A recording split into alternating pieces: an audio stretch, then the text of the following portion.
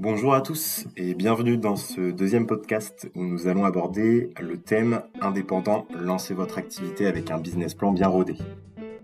Beaucoup de personnes pensent qu'un business plan est seulement pour les grosses entreprises ou les startups, mais ce n'est pas le cas. Que vous ayez une idée d'un nouveau produit, d'un nouveau service, ou simplement que vous vouliez vous lancer à votre compte sur n'importe quel domaine, il est important de créer votre business plan. Même si dans les faits, vous n'êtes pas obligé d'en construire un, si vous ne le faites pas, il est possible que vous oubliez de bonnes opportunités pour l'expansion de votre future entreprise. En résumé, que vous vouliez lancer un nouveau produit ou service, vous lancer via un réseau d'indépendants, ouvrir une franchise ou quoi que ce soit d'autre, vous devez être sûr d'avoir un business plan solide.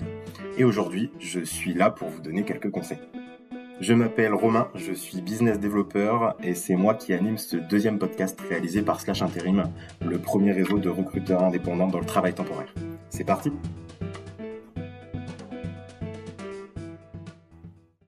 Premièrement, qu'est-ce qu'un business plan? Le business plan est un outil indispensable pour concrétiser n'importe quel projet de création d'entreprise.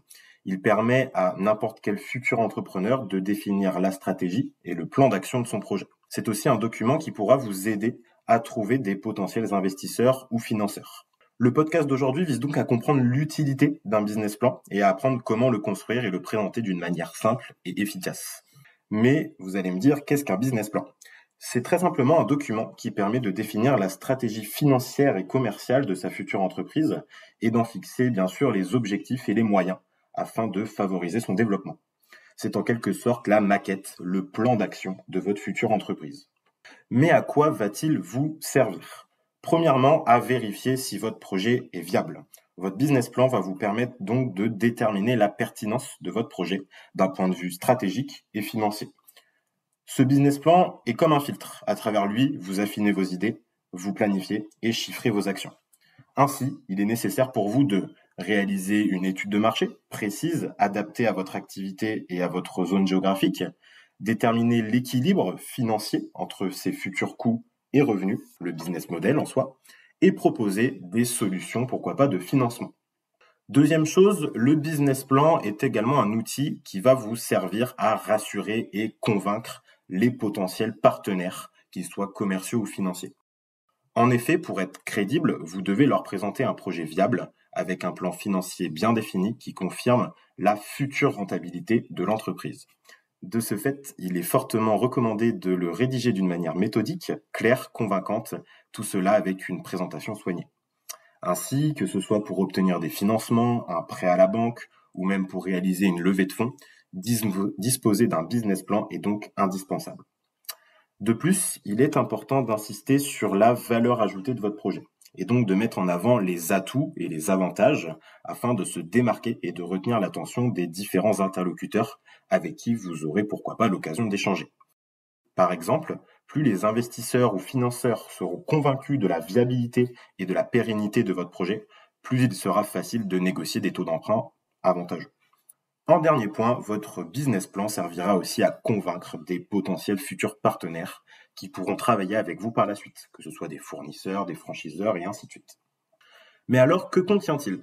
Avant de voir ensemble comment construire ce fameux business plan, voyons d'abord ce qu'il contient, bien qu'étant bien sûr variable en fonction du type du projet. Première chose, le concept de l'entreprise, bien entendu. L'activité de l'entreprise. Le but pour vous va être de présenter vos produits ou services en mettant en avant les avantages de votre offre. L'équipe, notamment l'équipe dirigeante, il faudra montrer que le management est composé de personnes dont les compétences s'allient pour mener à bien ce projet. L'étude de marché, qui pourrait faire office d'un deuxième podcast, qui servira du coup à démontrer que l'opportunité et ou le besoin est bien réel. La stratégie, sous tous ses angles, qu'elle soit commerciale, de communication ou financière. Et enfin, le plan financier ou le prévisionnel financier, qui servira à recenser les besoins financiers, la rentabilité prévisionnelle et les retours sur investissement attendus. Bien sûr, d'autres éléments importants devront y figurer, comme par exemple le choix du statut juridique de votre entreprise et vos objectifs à court, moyen ou long terme. Maintenant que je vous ai présenté les grandes lignes, place au partage de quelques clés pour commencer la réalisation. Tout d'abord, chaque projet est différent. Il est tout à fait possible pour vous d'utiliser un modèle de business plan pour réaliser le vôtre, mais cela risque de ne pas rendre votre projet authentique et unique. Le mieux donc pour vous va être de réaliser votre propre business plan. La démarche nécessaire pour monter son business plan est importante, hein. C'est en réalisant votre business plan que vous apprendrez à vous projeter dans votre future entreprise. Mais alors, comment structurer votre démarche? Avant de vous lancer tête baissée dans la rédaction directement de votre business plan, vous devez premièrement vous poser quelques questions clés. Quelle clientèle est-ce que je cible? Quel est mon persona? Quelle sera ma stratégie sous tous les angles pour les attirer? Sur quel business model dois-je me baser? Avec qui vais-je lancer mon entreprise? Pourquoi ai-je besoin de fonds? Si vous voulez faire appel à des investisseurs ou des financeurs, tous ces types de questions devront vous être posées. Deuxième chose, c'est incontournable ensuite de réaliser une étude de marché au début de votre activité, de votre business plan, avant de rentrer dans le concret. Analyser la taille du marché, votre concurrence directe, indirecte, le potentiel du marché est très important avant de vous lancer dans la rédaction. En troisième point, il va falloir faire votre prévisionnel financier ou votre plan financier. C'est encore une partie incontournable à réaliser assez rapidement pour votre business plan. En effet, de nombreux pans de votre business plan vont être directement ou indirectement impactés par ce plan financier, que ce soit la stratégie de développement, de communication, vos besoins en financement et ainsi de suite. Pour réaliser votre modélisation et établir un prévisionnel financier, vous devez réutiliser certaines informations obtenues grâce à votre étude de marché. Les informations obtenues pourront vous aider à déterminer la saisonnalité de votre activité, la taille de votre marché, le business model le plus intéressant à mettre en place ou encore vos stratégies et budgets en communication. Ensuite, après toutes ces choses faites, vous pourrez commencer enfin la rédaction de votre business plan. Il pourra se matérialiser sous plusieurs formes, un document Word de quelques dizaines de pages par exemple, une présentation PowerPoint, tout ça pourquoi pas accompagné par des tableaux Excel par exemple. Et enfin, en dernier point, il faudra effectuer votre exécutif sommaire. Qu'est-ce que c'est? C'est une forme de résumé attractif de votre business plan, de la même manière que la quatrième de couverture d'un livre ou de la bande-annonce d'un film. Il doit être réalisé en dernier.